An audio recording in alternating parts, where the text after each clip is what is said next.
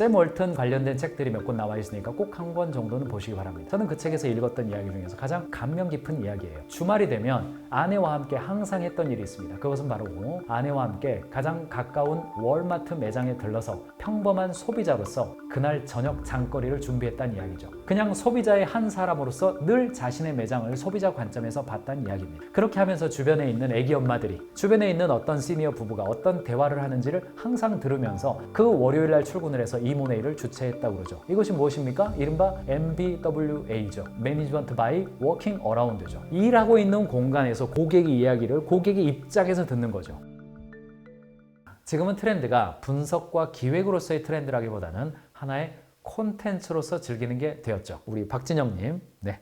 얼굴만 빼놓고 톡톡 튀는 X세대. 트렌드에 대한 이야기는요, 원래 예전에는 학술, 언론, 마케팅 기획사 이런 곳에서 생산을 했습니다.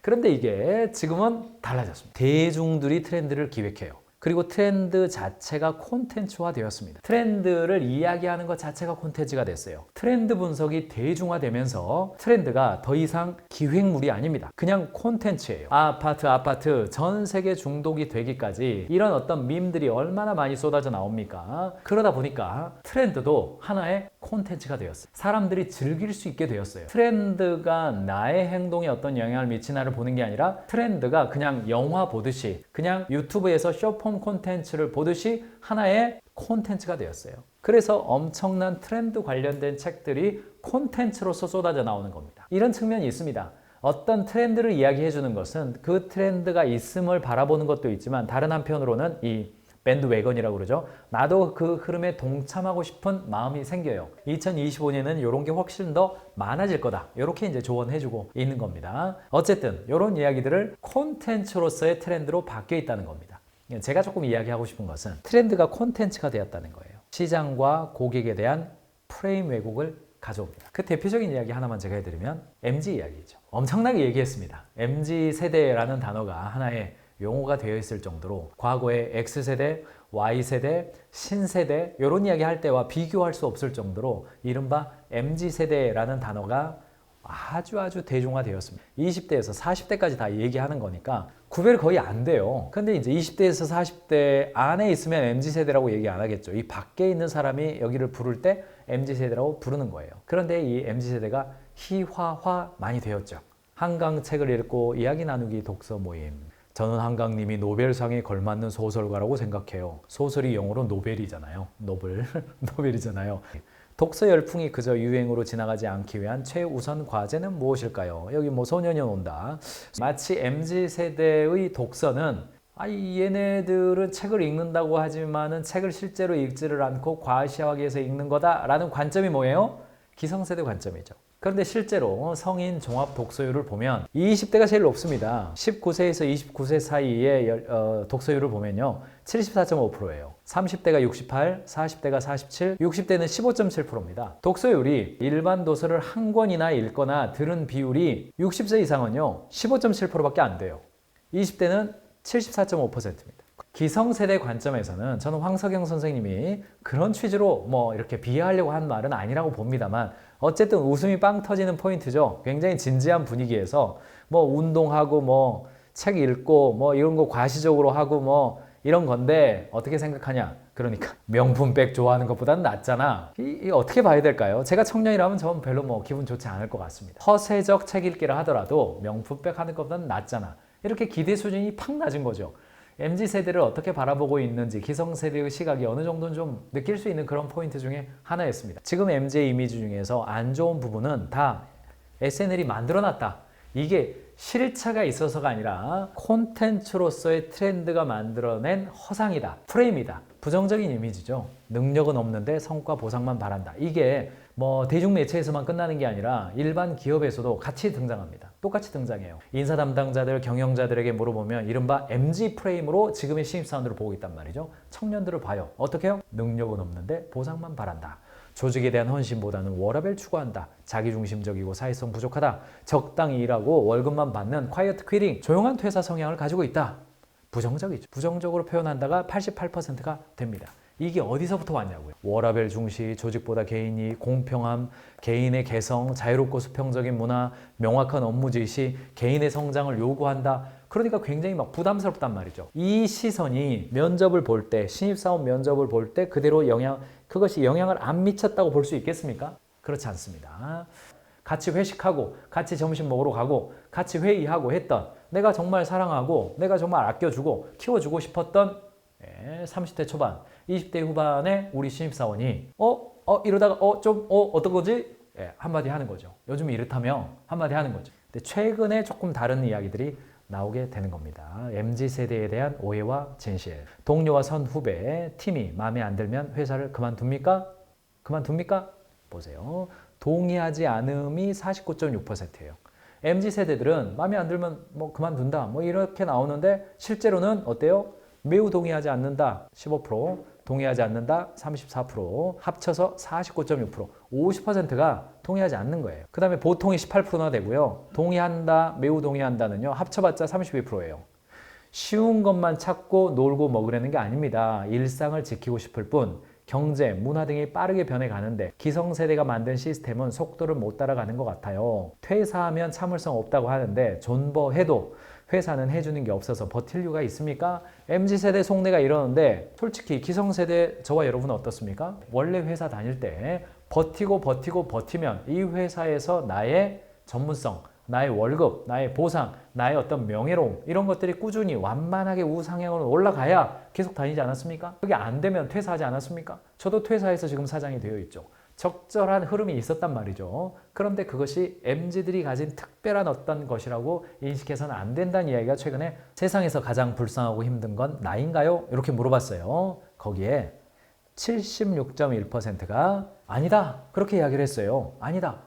내가 최고 불쌍한 거 아니다. 무슨 이야기입니까? MZ세대들은 자기중심적이며 자기 욕심만 채우고 이기적으로 행동한다? 아니라는 겁니다. MZ세대들한테 물어봤더니 매우 동의하지 않는다.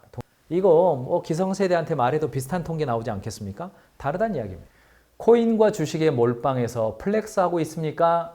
아니다. 매우 동의하지 않는다. 42%, 동의하지 않는다. 30%, 매우 동의한다. 두 가지는요. 13%밖에 안 나옵니다. 뭐라고 그럽니까? 거지방 만들어가지고 하는데 어디 가서 돈 쓸 때는 확실하게 써버린다. 이런 이야기 나오는데 그렇지 않다. 나 그렇지 않다. 나 나름대로 내 돈 잘 관리하면서 산다. 이런 이야기입니다. 연애, 결혼, 출산 포기하고 존버, 이게 작업담표 터져 있습니다. 버틴다고 그러는데 당신만 그렇습니까? 아니다. 그런 거 아니다. 나 매우 동의하지 않는다가 47.4%입니다. 치열한 경쟁 속에서 살기 위한 발버둥을 치다가 탈진하고 힘들고 애 안 낳고 이러는 거 개인주의라고 생각하는 것은 편견이다. 이것을 있는 그대로의 내 주변에 있는 사람들을 보면 되는데 그냥 전체를 놓고 프레이밍을 해서 그는 이렇다. 그 현상을 보고 야 너는 이거니까 이렇지 이렇게 말한단 말이죠. 어떤 이야기가 한쪽에서요 조금 등장을 하잖아요. 등장을 하면 그것이 한 번, 두 번 정도 재생산이 되면 4번 정도 되면요. 이것은요. 기하급수적으로 확대 재생산됩니다. MZ라고 하는 단어가 나와서 한두 명에게 회자가 되면 그 다음부터는 걷잡을 수 없을 정도로 퍼집니다. 아부아라는 단어가 아주 좀 많이 나오고 있죠. 지금 나오고 있습니다. 이것이 확대 재생산 돼가지고요. 이것을 하나의 콘텐츠로서 즐기는 사람들이 많아집니다. 그러면 이것이 사회의 트렌드로서 작은 움직임이었지만 마치 나비 효과처럼 이게 당연한 것처럼 간주되어지는 문제가 있다는 거예요. 저는 이것을 시장 왜곡, 고객 왜곡이라고 부르고 싶은데 저출산 이야기가 나오면 나올수록 애 낳고 싶어 하게 될까요? 애 낳지 않고 싶어 할까요? 청년들은 이런 안 좋은 세상과 사회와 어려움 속에서 준비되지 않은 출산을 하고 싶어 하지 않는 경향 때문에 지금 저출산 문제가 심각한 겁니다. 이것은 국가와 사회가 나서가지고 해야 됩니다. 라는 이야기를 들을수록 당장 신혼부부들 입장에서 애를 낳고 싶은 마음이 강해질까요? 이런 이야기 들을수록 애 안 낳고 싶은 마음이 강해질까요? 자, 은퇴하는 세대들이 대거 쏟아져 나오기 때문에 이 사람들이 시장에서 갈 데가 없다라는 이야기를 들으면 들을수록 은퇴한 사람들을 채용해 볼까라고 하는 중소기업 사장님들 마음속에 이 고학력자, 고령자들의 채용을 조금 더 유보할까요? 와, 많이 쏟아져 나오니까 빨리 뽑아야지 그럴까요? 연봉을 더 주고 싶을까요? 연봉 깎고 싶을까요? 소확행, 내가 미래 세대를 위해서 저축하고 나의 미래를 위해서 연금 들고 저축하고 보험 들고 그랬단 말이죠. 그런데 요즘 트렌드가 작지만 확실한 행복을 추구한다. 고진감래, 돈 오랫동안 많이 모으기보다는 조금 돈 모아지면 그거 가지고 나를 위한 여행, 소소한 1박 2일 떠난다 라는 이야기를 들을수록 그래 나는 적금을 더 많이 해야지 이럴까요? 아니면 그래 미래에 인플레이션 생각하고 물가 올라가고 뭐 여러 가지 고려해 볼 때 아이고 그거 돈 오히려 잃는 거야. 지금 내가 행복한 게 좋아 라고 생각하는 사람이 많아질까요? 욜로는 어떻습니까? 캥거루족은 어떻습니까? 요즘 아이들, 요즘 어른들 이야기 나올 때 우리의 일반적 반응은 어떻습니까? 그러니까 이 트렌드라고 하는 개념들은 어떤 변화를 알려주는 데 있어서는 의미가 있지만 다른 한편으로는 그것을 맞이하고 있는 대중들의 마음속에 지나치게 자기 확신 혹은 강화, 재색산해내는 심리적 기저가 있다는 이야기예요. 문제는 뭐냐면 그런 데까지도 뭐 그럴 수 있죠. 문제는 뭐냐? 경영하고 있는 우리들조차도 내년도의 전략을 선택할 때 책 보고 이렇게 제품 출시 계획하고 책 읽고 나서 우리는 내년에 이렇게 하겠다 하는 분들이 좀 있어요. 있으니까 제가 말씀을 드리는 겁니다. 오늘 제가 벙커 특강 주제를 선정한 이유가 이거예요. 책 읽고 선택하시면 안 됩니다. 내 주변 사람들 봐야 됩니다. 고객을 봐야 돼요. 트렌드가 그러하다는 것은 전체의 흐름이 이런 움직임이 있다라고 이야기하는 것이고 내가 경영 전략을 수립할 때는 소비 트렌드 보면 안 됩니다. 우리 고객들 봐야 돼요. 남들 이야기 듣는 걸로 끝나면 안 됩니다. 되고 가서 물어봐야 됩니다. 우리의 현재의 고객들한테 B2B 비즈니스의 경우는요. 고객 10명 됩니까? 20명 됩니까? 또 우리나라 전통산업 제조업 하고 계시죠? 저기 지금 평택에서 시청하고 계시죠? 저기 창원, 저기 인천, 저기 어딥니까? 저기 구미, 그 다음에 어딥니까? 저기 파주. 다 특성이 있죠. 거기 여러분들 고객이 몇 명입니까? 기껏 20명, 많아봤자 100명인 회사도 한두 개가 아니란 말이죠. 그런데 트렌드 책 보고 제품 출시 준비하면 되겠습니까? 남들이 이렇다더라 하고 내년도 경영 우선순위 정하면 되겠습니까? 아닙니다. 물어보세요, 담당자한테. 뭐가 좀 불편했냐? 내년도의 계획은 어떻게 되냐? 우리가 뭐 준비하면 당신네들이랑 조금 더 일 많이 할 수 있냐? 물어보면 됩니다. 미국의 중소형 지역까지 마트를 활성화해서 미국 서민들의 삶을 개선시켜 주었다라고 평가받는 기업가가 한 명 있습니다. 그 사람 이름이 바로 샘 월튼이죠. 샘 월튼 관련된 책들이 몇 권 나와 있으니까 꼭 한 권 정도는 보시기 바랍니다. 저는 그 책에서 읽었던 이야기 중에서 가장 감명 깊은 이야기예요. 은퇴할 때까지 픽업 트럭을 타고 다니고 그 넥타이가 헤어질 때까지 그 넥타이를 차고 다니고 사내에 주차장에다가 임원 주차장을 없애고 가장 먼 데다가 주차하고 출근했던 일화들 물론 배울만 하죠. 그런데 그 중에서도 가장 배울 만한 건 무엇이냐? 주말이 되면 아내와 함께 항상 했던 일이 있습니다. 그것은 바로 아내와 함께 가장 가까운 월마트 매장에 들러서 평범한 소비자로서 그날 저녁 장거리를 준비했다는 이야기죠. 그냥 소비자의 한 사람으로서 늘 자신의 매장을 소비자 관점에서 봤다는 이야기입니다. 그렇게 하면서 주변에 있는 애기 엄마들이, 주변에 있는 어떤 시니어 부부가 어떤 대화를 하는지를 항상 들으면서 그 월요일날 출근을 해서 이모네일을 주최했다고 그러죠. 이것이 무엇입니까? 이른바 MBWA죠.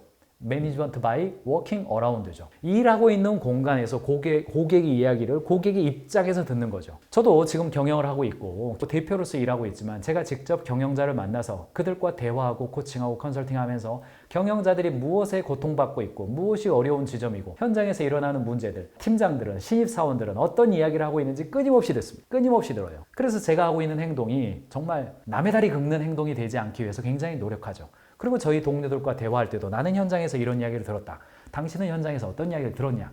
네 이야기, 내 이야기가 중요한 것이 아니라 현장에서 고객이 해주고 있는 그 말 자체가 중요한 것이다. 이런 이야기를 하죠. 그리고 2025년 오늘 저녁이네요. 오늘 저녁에 저희 리더들과 함께 저녁에 저희 집에서 모입니다. 저희 집에서 저녁 식사 같이 하면서 내년도 경영 전략을 위한 난상 토론을 한번 하려고 마음먹고 있는 겁니다. 직원들과 이야기를 할 때 시장 조사하지 마시기 바랍니다. 시장 조사하지 마시기 바랍니다. 고객의 쌩소리를 들으시기 바랍니다. 데이터 분석하는 거 중요합니다. 그런데 솔직히 언더백 기업 데이터 분석, 빅데이터보다는 스몰 데이터가 중요하고요. 그 스몰 데이터의 핵심은 고객이 나에게 해주는 쌩소리입니다. 지금 영업부 직원들에게, 생산부 직원들에게, 품질부 직원들에게, 구매부 직원에게 이야기하시기 바랍니다. 우리랑 함께 일하고 있는 그 사람들이 우리에 대해서 뭐라고 말해줘요? 우리랑 왜 거래한다고 말합니까? 우리랑 거래를 끊었던 사람은 왜 거래를 끊었다고 이야기합니까? 요거 부드러운 문구들이 있습니다. 생소리 듣기, 고객의 생소리 듣기 위한 자료 들어가서 보시면 나와 있습니다. 트렌드는 콘텐츠로서 소비하십시오. 소비하시고 재밌게 읽으세요. 재밌잖아요. 그런데 트렌드보다 시장 조사하는 게 낫죠. 그런데 시장 조사보다 더 중요한 것은 1년 365일 내내 경영자가 고객의 입장에서 마치 월마트의 샘 월튼 회장이 사모님과 함께 카트를 끌면서 소비자들의 이야기를 그들의 입장에 들어가서 들었던 것처럼 여러분들과 저의 현장에서 고객이 의 쌩소리를 듣는 겁니다.